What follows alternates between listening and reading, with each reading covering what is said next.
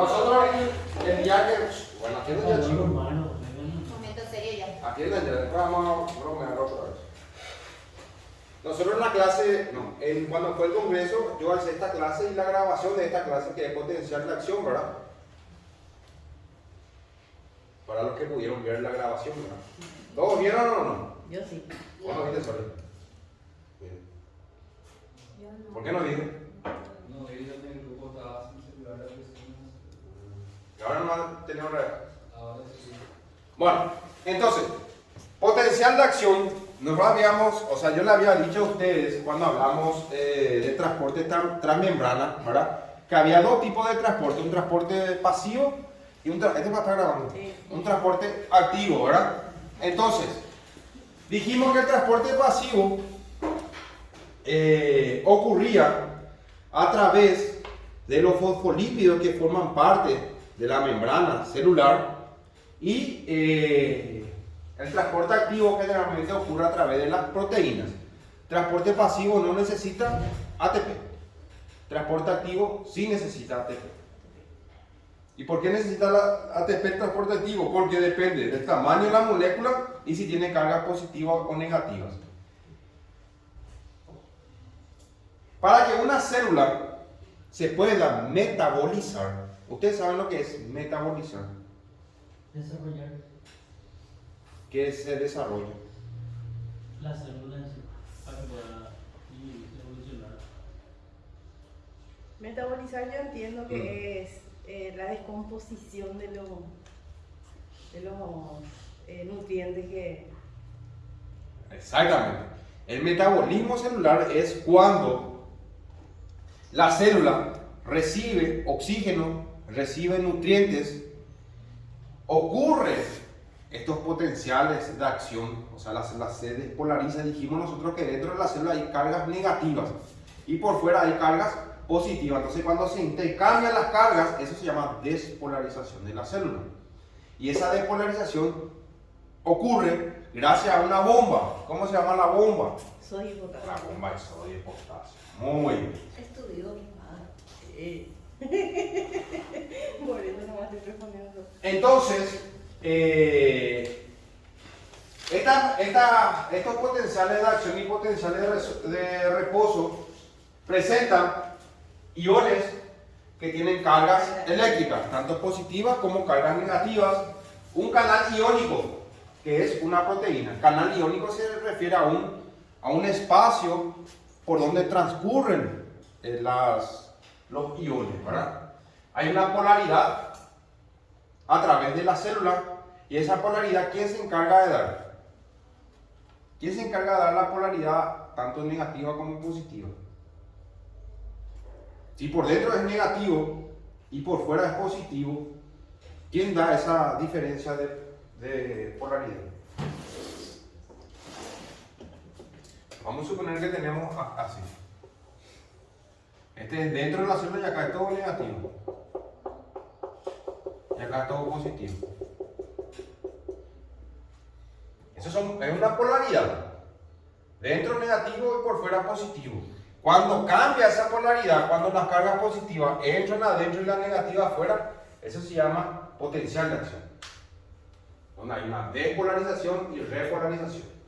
Ya vamos a ver eso. Entonces, ¿quién se encarga de dar esta polaridad a la célula? Déjame como otro más de Paraguay. ¿Quién?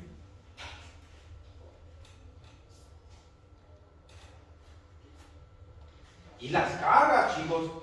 Los iones tienen cargas, tanto positivas como negativas. Evidentemente, si por dentro abundan cargas negativas, vas a tener polaridad negativa. Y si afuera abundan cargas positivas, va a tener cargas positivas. Entonces las cargas o los iones negativos salen y los positivos entran. Y ahí se produce esa despolarización. ¿Se entendió, verdad? Sí. ¿Allá? ¿Entendiste, señorita?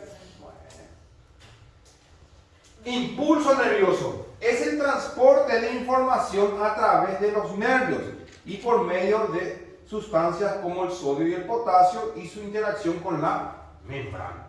Evidentemente, para que una célula se pueda despolarizar, ¿qué necesita? Necesita impulsos nerviosos. ¿Y quién se encarga de ofrecer o de enviar ese impulso nervioso? El sistema nervioso central del cerebro. Tejido muscular. El tejido muscular, cuando nosotros hablamos del tejido muscular, dijimos que cuando llega el impulso nervioso al músculo, ¿qué pasaba? Se liberaba, ¿cómo se llama esa molécula? ¿Se acuerdan que hablamos sobre eso? Este es el músculo y viene un nervio, y el nervio viene y se adosa así en forma de guante, que se llama placa motora o unión neuromuscular. Y viene el impulso nervioso acá, y llega acá, y acá se libera algo, un neurotransmisor. ¿Cómo se llama ese neurotransmisor? Acetilcolina. Y esa acetilcolina es lo que penetra dentro de la fibra muscular a nivel celular. Y esa acetilcolina se va, le despierta el calcio se va al sarcómero con el ATP y se produce, los filamentos actina y miosina hacen esto. Y se produce el mecanismo del trinquete. ¿Se acuerdan que yo le expliqué eso a ustedes? Sí. Entonces, a la par que ocurre estos mecanismos de trinquete, para que los filamentos de actina y miosina hagan estos movimientos, necesitan de la despolarización de la célula muscular. Entonces, una vez que llega ese impulso nervioso, la célula se despolariza. Ustedes vieron, o si llegaron a ver la clase, hay un momento de despolarización y repolarización. Hay un periodo también que se llama periodo de meseta, donde está así. Nunca viene la repolarización. ¿Se entendió eso, verdad? Impulso nervioso. Ahí creo que se ve mejor. Y acá estamos, lo que nosotros tenemos, potencial de reposo. Es el estado en donde no se transmiten impulsos por las neuronas. Cada célula, ya sea nerviosa o muscular, tiene un potencial de reposo. Por ejemplo, de menos 90 milivoltios. Y este es el potencial de reposo de una célula. Sus cargas están bien distribuidas y está ahí. Cuando llega el impulso nervioso a esta célula, vamos a suponer que este es el potencial de reposo de la célula muscular. Su potencial de reposo es menos 90 milivoltios. ¿Qué tiene que ocurrir para que la célula, ahora que tenemos así, este se llama cero o potencial de reposo acá. Esto se llama despolarización, esto se llama meseta, esto se llama repolarización. Viene acá y sube, viene y sube, así sucesivamente. Entonces, ¿qué tiene que ocurrir para que esta célula muscular se despolarice? Tiene que recibir el estímulo a la misma frecuencia o superior. Exactamente, tiene que recibir el impulso de menos 90 milivoltios o más de menos 90 milivoltios para que se pueda despolarizar. Si recibe un impulso nervioso menor a menos 90 milivoltios, no se va a despolarizar esa célula. Muy bien, perfecto. Lea y así.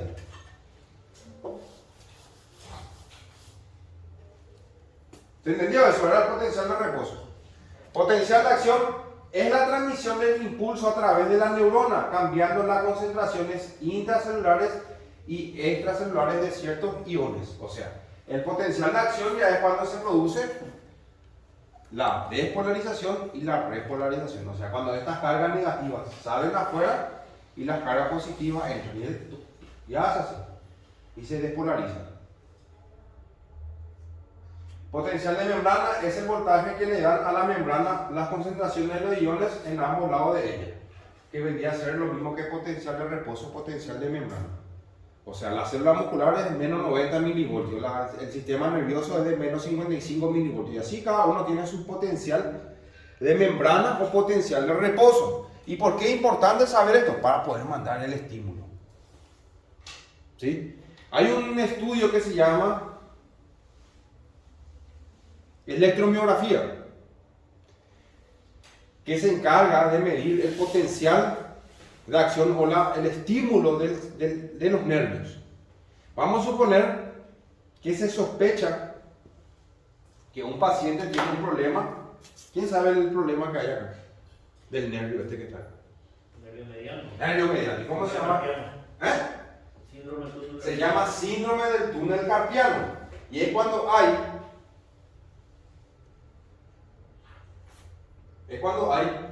Vamos a cerrar que nadie escuche nuestra clase, ¿verdad? Si no más opinata, van a escuchar todo lo que yo digo, y van a querer aprender. Entonces, nosotros acá tenemos un nervio que se llama nervio mediano. ¿Estamos ahí?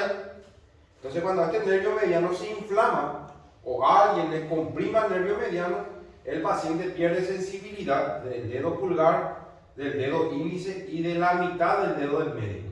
Pierde sensibilidad, no tiene fuerza. Entonces, hay unas pruebas que utilizamos nosotros para saber si es el síndrome del túnel carpiano. Pero para diagnosticar hay que hacer el estudio. Se puede hacer una ecografía o una electromiografía, donde se colocan, acá nosotros tenemos, en el hombro tenemos un plexo que se llama plexo braquial, donde pasan o salen todos los nervios, nervio mediano, cubital, radial. Y el nervio mediano, por eso se le dice mediano, viene en la parte media, así. Entonces, se coloca una aguja aquí y otra aguja aquí y se envían impulsos nerviosos. Y como dijimos que el sistema nervioso tiene un potencial de acción de menos 55 milivoltios, entonces el impulso que tenemos que mandar es de menos 55 milivoltios para arriba. Entonces el nervio se va a contraer y va a ser. Y ahí vamos a ver si es. Y si es que, por ejemplo, acá está contraído o está taponado el nervio mediano, se envía el impulso pero nunca pasa acá. Entonces esto nunca se contrae, nunca llega información. Entonces quiere decir, tiene el síndrome del túnel carpiano este paciente. ¿Estamos? Sí. Potencial de reposo. Cuando una neurona está en reposo, presenta una diferencia de carga eléctrica entre el interior y el exterior de la célula nerviosa. ¿Estamos? ¿Qué fue lo que hablamos? El potencial de reposo también, ¿cómo también se le llama? Potencial de membrana. Potencial de membrana. Y acá tenemos nosotros la bomba de sodio y potasio. ¿Se acuerdan? Que hablamos en transporte de membrana celular. Y esta bomba de sodio y potasio se encuentra en un transporte activo. ¿Por qué? Porque necesita ATP, necesita energía. Y acá encontramos nosotros los fosfolípidos y acá está la proteína transportadora. Donde esta proteína transportadora tiene una antenita de bilín. Una antenita, ¿cómo se llama la antenita? En la proteína. Que se reconoce. Vos venís, vos querés echar. No, vos sos grande, tenés que pagar, papá. Carbohidrato. ¿Cómo se llama la antenita? Carbohidrato, pero ¿cómo se llama cuando está unido a la proteína?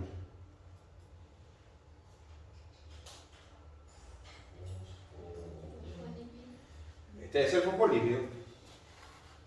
Y acá, ¿se acuerdan que había dos antenitas? Se unían a los lípidos y a las proteínas.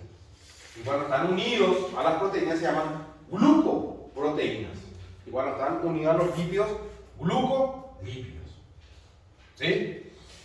La bomba de sodio y potasio corresponde a un tipo de transporte activo porque va en contra de un gradiente de concentración, por lo tanto requiere la energía que es el ATP para su funcionamiento. ¿Y qué quiere decir ATP?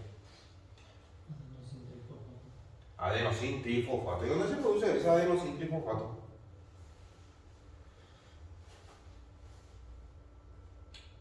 ¿Dónde se produce? En la atmósfera. En el músculo. ¿En dónde se produce el ATP? En la célula. ¿Cómo? En la célula. Muy bien. ¿En qué parte de la célula?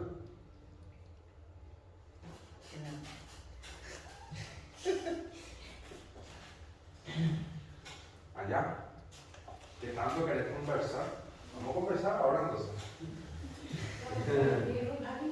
Claro, te estoy diciendo. Vamos a conversar ahora que tanto querés conversar. ¿Dónde se produce el ATP? En la mitocondria celular, ¿se acuerdan? Sí, sí, sí. La compañera le digo la célula, pero ¿qué parte de la célula? La mitocondria. Que se llamaba ciclo de Krebs. Y ese ciclo de Krebs, un giro, ¿cuántas moléculas ATP produce? Un giro.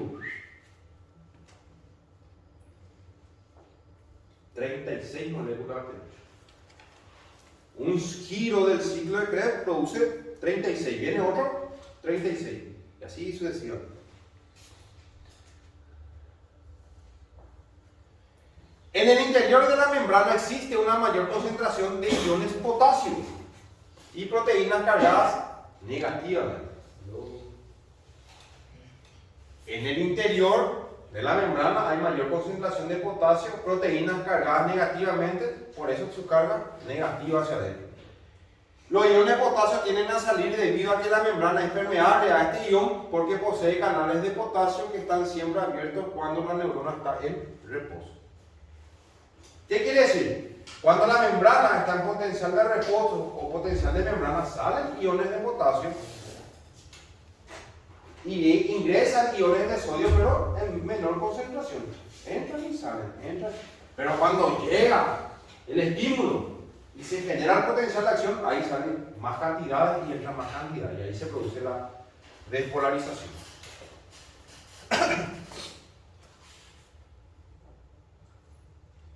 En el lado externo de la membrana hay una mayor concentración de iones sodio y calcio. En el interior, mayor concentración de potasio y proteínas cargadas negativamente. En el exterior hay mayor concentración de sodio y potasio. Calcio, sí. Sodio y calcio, disculpen, sodio y calcio. ¿Estamos? Y esas cosas es lo que ustedes tienen que anotar mientras yo hablo, ustedes ya tienen que ir escribiendo, tienen que ser más vivos. No es más como en el colegio, anoten chicos. No, ustedes tienen que ir anotando ya. Cuando ustedes se van en los congresos, seminarios, es la historia del profesor que te va a decir, te voy a dictar. Te tienen que anotar, escuchen. Por eso estamos hablando. Sí. No, pero se tienen que acostumbrar nomás a leer. Sí. El sodio que está fuera de la célula tiende a entrar, sin embargo, los canales de sodio durante el potencial de reposo están generalmente cerrados. ¿Cuáles son los canales que se encuentran generalmente abiertos? Los de potasio. Una proteína membrana llamada bomba sodio y potasio transporta, o sea, devuelve iones sodio al exterior de las células nerviosas. Entonces, en el interior de la célula hay cargas, o sea, hay mayor concentración de potasio, proteínas cargadas negativamente y le da esa carga negativa dentro de la célula. Entonces vamos a poner acá. Vamos a poner acá. Potasio. En el exterior de la célula hay mayor concentración de sodio y calcio. Ya, profesor. Bueno, pasaron.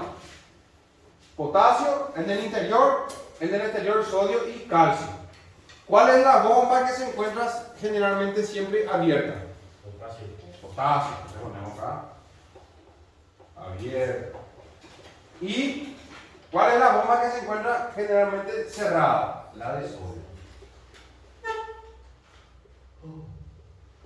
¿En qué potencial se encuentran así? Potencial de reposo. ¿O de mismo? ¿Entendieron? Sí, sí.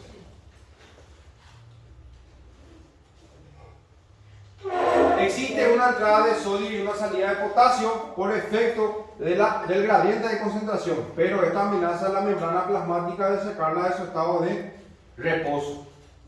Por eso, esta bomba o el sodio, su canal en el potencial de reposo de membrana se encuentra cerrado. El de sodio normal, el de potasio normal que permanece abierto, porque si está abierto también el de sodio va a entrar y salir, entonces su potencial de reposo de membrana va a ir variando. Eso es lo que quiere decir. Entonces, durante el potencial de reposo, el potencial de membrana, los canales de potasio están abiertos y los de sodio están cerrados. Si es que tanto el de potasio y el de sodio están abiertos, va a salir sodio, va a salir potasio, va a entrar sodio, y ese potencial de membrana o de reposo nunca va a ser el mismo, porque va a variar. En pocas palabras, para conservar este potencial se requiere la bomba de sodio y potasio, la cual saca de las células 3 iones de sodio y 2 iones de potasio, y se genera ese potencial ahí.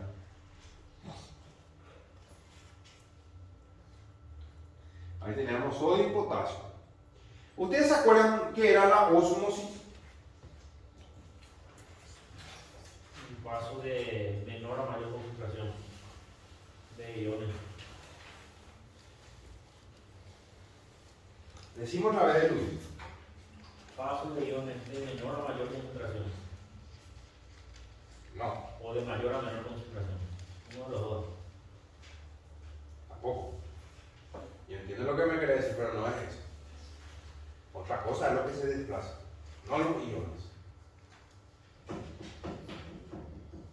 De solutos, sustancias, algo por el estilo. Sí, yo sé lo que, pero no es lo que yo quiero escuchar. Algo se desplaza, pero se tienen en cuenta las concentraciones de mayor a menor. Moléculas. Pero ¿qué es lo que se desplaza? ¿Qué es lo que se mueve? El agua. No son los iones. ¿Entendés? Entonces, como dijo el compañero, la ósmosis es cuando el agua sale de la célula o entra en la célula. ¿Y de qué depende eso? Depende de las concentraciones de qué? De iones. Por ejemplo, acá, vamos a suponer que este es el exterior de la célula y este es el interior de la célula. ¿Sí? Entonces, ¿el agua dónde va a tender a ir? ¿Al interior o al exterior? Al interior, va a tender a entrar acá, porque acá hay menor concentración de iones. Entonces, ¿el agua qué va a pasar si entra en la célula?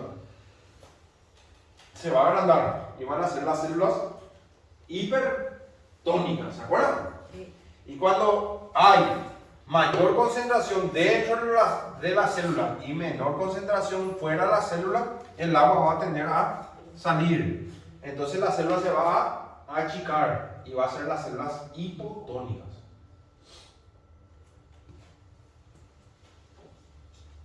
Qué lindo colores, ¿verdad? Sí, pero Tranquilo. La esperanza es lo único que se quiere. Vamos. Vamos a continuar nomás, ¿sí? Ahí tenemos el exterior, interior de la neurona. Que fue lo que hablamos. Potencial de reposo, potencial de membrana caracterizado por un medio intracelular positivo y un medio intracelular negativo, dependiendo de los canales de potasio y la acción de la bomba de sodio y potasio. En este estado no se transmite impulso por las neuronas. En el potencial de reposo, ¿cuáles son los canales que permanecen abiertos Los de potasio. y cerrados? Los de sodio. Potencial de acción, potencial de membrana que resulta de la estimulación del axón y se caracteriza por presentar un medio extracelular cargado negativamente y un medio intracelular cargado positivamente. Y luego le llega el impulso nervioso y se genera esos potenciales, ¿verdad? Potencial de acción, ya hablamos. A ver.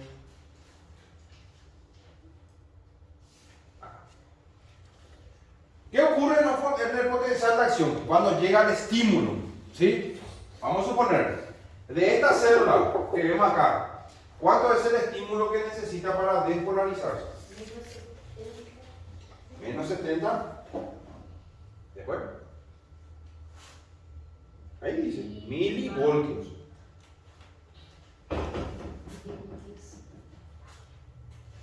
Es de menos 70 milivoltios. Entonces ahí la célula se empieza a despolarizar. ¿Y qué ocurre en la despolarización? Se abren los canales de sodio. Porque los de potasio pues están abiertos. Se abren los canales de sodio. Entonces, durante la despolarización, cuando sube, se abren los canales de sodio. Y en la repolarización, porque en algún momento tienen que volver a bajar o llegar a menos 70 o inclusive suele llegar a 0, ocurre la repolarización, que se inactivan los canales de sodio y se abren los canales de potasio voltaje dependiente. O sea, todo ese potasio que tendió a salir se vuelve a abrir hacia afuera y vuelven a entrar otra vez. Entonces ahí se vuelve a generar otra vez cargas negativas y positivas. Entonces, vuelvo a repetir esta parte. En el potencial de acción, en la despolarización de la célula, se abren los canales de sodio. Entonces, ¿qué pasa? Cuando se abren los canales de sodio, se genera la despolarización. Estas cargas positivas entran adentro así. Ta, ta, ta. Y las cargas negativas salen afuera así. Y se va despolarizando.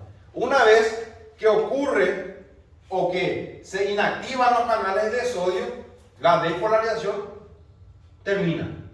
Y ahí se abren los canales de voltaje dependiente de potasio. El potasio tiende a entrar otra vez. Y se vuelve a restablecer otra vez un potencial de reposo, potencial de membrana de esta célula que es de menos 70 milivoltios. Y así se va estimulando constantemente. Ahí. No hay que tragarme ahora. ¿Se entendió esto, verdad? Sí, profe. Y acá tenemos la propagación del impulso. ¿Sí? Sucesivamente, y van cambiando las cargas. ¿Ven? Acá tenemos las cargas positivas, acá negativas, y van haciendo esto sucesivamente.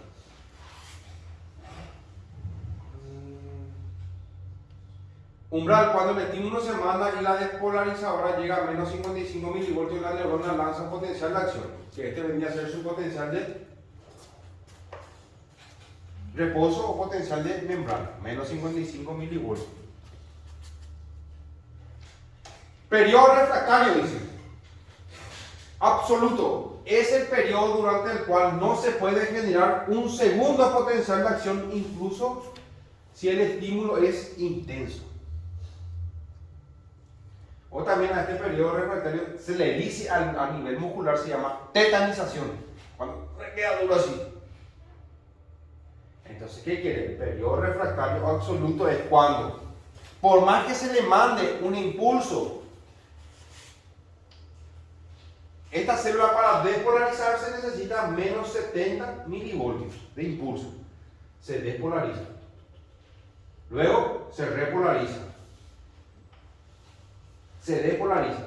Se repolariza. Y así sucesivamente. Entonces, una vez que se envíe un impulso nervioso igual a 70 milivoltios o 80, 90 o 100, en el periodo refractario absoluto ya no se va a despolarizar esta célula. Hasta ahí llegó su despolarización o su potencial de acción. Ya no se va a despolarizar. Y se queda así duro. Eso quiere decir el periodo refractario absoluto. Ahí terminamos. Ya. ¿Se entendió, verdad?